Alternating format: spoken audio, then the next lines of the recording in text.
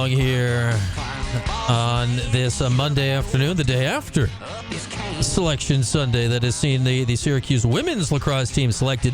They were going to be selected.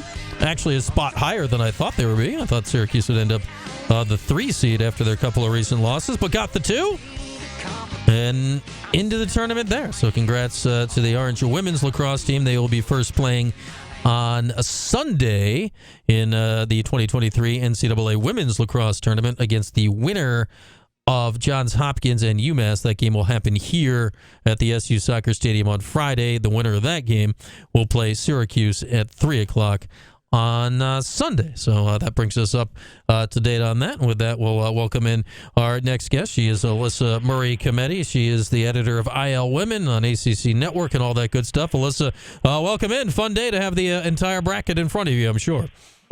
Hey, yeah, no, it's been a busy weekend, a busy Sunday night, but excited to get the NCAA tournament going.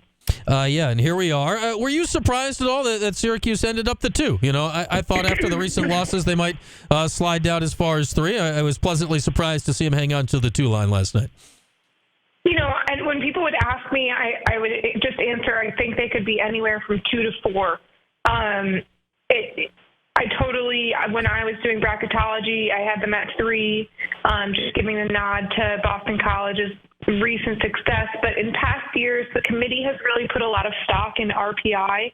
And you'll see if you go back, the RPI almost exactly matches the top 8 seeds in the past several years. So that was the one thing where I was thinking to myself, you know, that could be what gives Syracuse the number 2 seed, and it ultimately did. But when you look at it now, and you know, it was splitting hairs in many ways between Syracuse and Boston College. Does it really matter, or is the general path, I guess, for both Syracuse and BC, give or take the same, depending on who got which slot? Right. To me, I don't think that the top 3 seeds are the biggest advantage. I think, you have one less game to get through, less chance for injury, more fresh legs.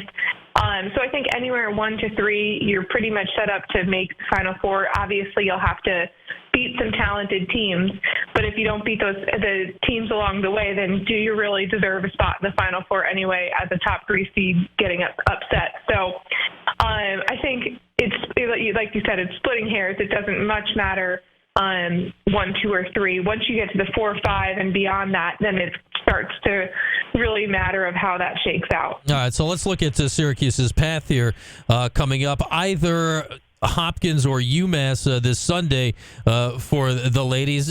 How good are either of them? I know UMass has a great record right now. How scared should Syracuse be of either of these teams, or is there a rather significant gap between the Orange and whoever they might play this weekend?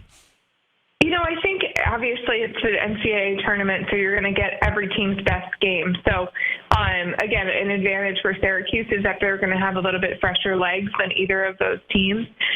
Johns Hopkins plays in what I would call a stronger conference in the Big Ten, but UMass has really rolled through its opponents in the A-10 until this past weekend when they were upset by Richmond. So, you know, both have talented teams for sure, and they just want to keep their seasons alive. I would say if Syracuse is playing its best lacrosse, what has been typical for them throughout the season, then I think that they should win both of those against both of those teams. But they're going to need to make sure that they are playing their best lacrosse. And I guess as Alyssa Murray is our guest right now, Alyssa, that's the real question right now, because I look back at the last 3 games, and you know, Syracuse was rolling in that BC game. Something went off kilter, I'd say mid-late third quarter, and they lost that game. It was not a clean performance in the win against Virginia Tech, and then in many ways they just got jumped early against Carolina. How concerned are you over this kind of 2.5 game stretch where the Orange have not played their best lacrosse over the last little bit of the season? You know, I think they've got a great coaching staff. They've got an incredible team. They have so much talent. And that it's the nature of the sport. It's the nature of the season. It's such a long season to get through. And so I think if you look at years past, you know, I keep comparing them to the Northwestern in 2022, who really got crushed by Maryland in their regular season finale. It was never even as close as Boston College Syracuse was.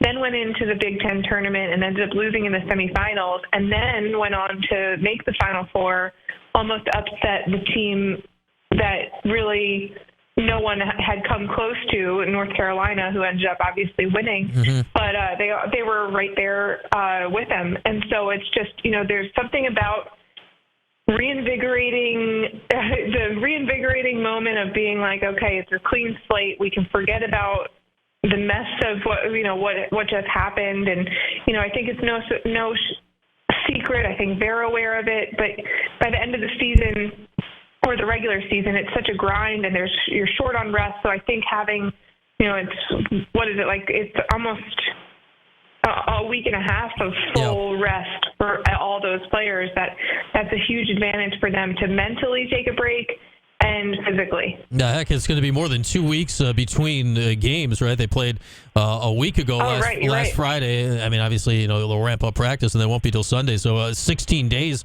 I guess, between games to get ready here for the tournament. And so Alyssa Murray's our guest. We talk about the first round, and you look at the women's tournament now, you say, it used to be in some years, man, it's like, okay, we can put this team into the Final Four. I'm looking at the top 8 seeds here now, and you talk about Syracuse might play as the 2 seed in the quarterfinal game. It's either the team that won the title a few years ago, likely in James Madison, or sitting in that part of the bracket, they're like, oh, yeah, there's Maryland. I know it's not the Maryland. It's like, wow, it looks like Syracuse, regardless, is going to have a tough road here to the Final Four. Yeah, and that's what's making Division I lacrosse so awesome. It's like the parity is just being it's so widespread across teams, and it makes it so much more entertaining. I think last year, Final Four games alone were just some of the most entertaining games our sport has ever had. And so just being able to build upon that, the talent is so widespread, and it's just exciting to be able to go into these games not really knowing what's going to happen, and makes for exciting lacrosse, makes for people to be more compelled to follow the sport rather than just, check the box score afterwards. Yeah, we've seen that in the men's game where, I mean, you can't, miss a first-round game because there's so many upsets now. And that's starting to creep its way into the women's game as well, which is good to see. And we'll see if one of your old teammates can pull an upset in the first round here coming up, Alyssa. As well, it was fun to watch the reaction of the Army women last night on the selection show, and your old teammate in Michelle Tumolo. I'm looking at what she's done at Army, and considering how tough of a job that is, I mean, I don't know if she's going to win National Coach of the Year awards, Alyssa, but she's got to be in the mix with the job she's done there. Oh, she's done an awesome job. I shot her a text last night once they had gotten in of just how excited I was for her and her team. They've put together such an awesome season in just her second year at Army. And, it's just so much to be proud of. I love to watch their freshman Bridget Duffy play. She's just she's from Queensbury. She's just a gritty, blue-collar type player that just goes so hard. And it's just their energy. You can tell they have so much fun and play so hard that you never know. Like I said, it's just who plays the best that day. We always say this when certainly the men's lacrosse team generally plays against Army every year. It's like you're not going to get outworked or you're not going to outwork the Army team, right? Like they're going to have more. They're going to have more energy in the tank by the end of a game. Right, and they're not going to back down. And their game against Loyola in the Patriot League final was super entertaining. And obviously, Loyola is a super talented team and pulled away at the end. But it came down to a couple of momentum plays that if Army can look back and look at the film and make adjustments and really put that into action a week later, they could, potentially upset some teams. Alyssa Murray, our guest here. We're talking the women's lacrosse tournament selection show was yesterday. The Syracuse women got the 2 seed. They'll be playing their first game, a second-round game, on Sunday afternoon at the SU Soccer Stadium.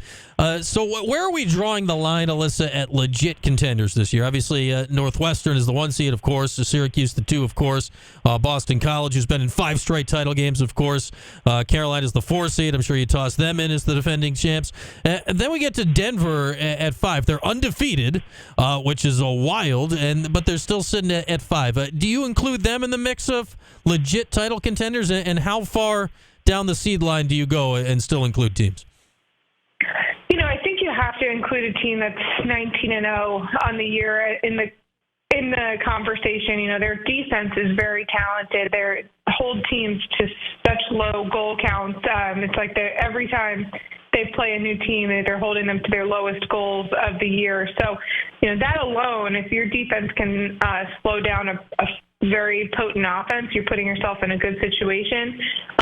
Their strength of schedule and their RPI is ultimately what I think gave them that 5 seed. I know that I'm sure Denver fans and people connected to the Pioneers are a little disappointed with the 5th seed, but I do think that that's probably the case for them, just given that although they beat a team like Boston College and they beat Maryland, it just wasn't enough criteria for them to move into that top 4. But regardless, I think I would put them in. James Madison is another. Florida, they're in the mix as well. I think they are probably one of the longer shots, but definitely can, if they're playing their best, like I keep saying, are definitely in the mix. They have a really talented goalie in Sarah Resnick that can really change the course of a game. So if she gets hot in the tournament, then that could change the entire course for the Gators. Whose team's best do you think is best right now? I mean, Northwestern clearly are in the 1 seed. They haven't lost since they lost to Syracuse in the opener. We've seen what Syracuse can do at their maximum. When firing on all cylinders, who do you think is the best team if that happens to happen down the stretch here?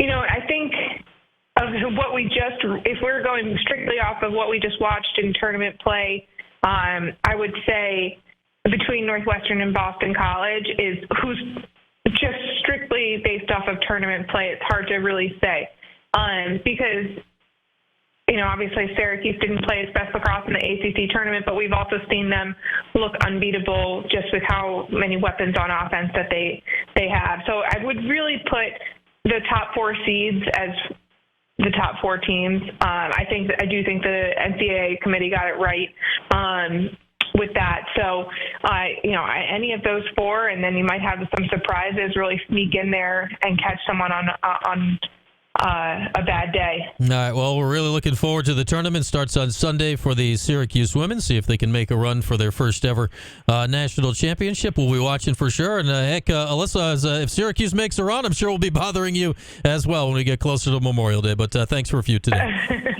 Absolutely. Thanks for having me. That is Alyssa Murray-Cometti. Always good to chat with Alyssa, one of the all-time greats in the orange uniform, and covers the game so well for IL Women, among other places. We'll take a break now. We'll come back, do a little 4-on-1 in the 315 with Luke on this hour, brought to you by Best Buy Auto Sales. We're back right after this. It is QSportsTalk.com and ESPN Radio.